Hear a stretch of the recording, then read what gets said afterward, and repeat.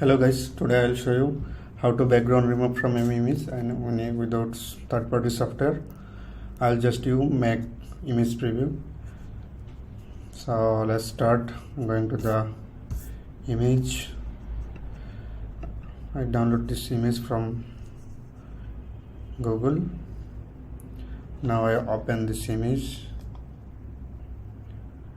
Just open this image with Mac preview, default preview. Now going to the tool and select the remove background. Click here and click convert button. It's already removed the background and save. Now we can test this image. Now I just drag on Photoshop, then we can see background image.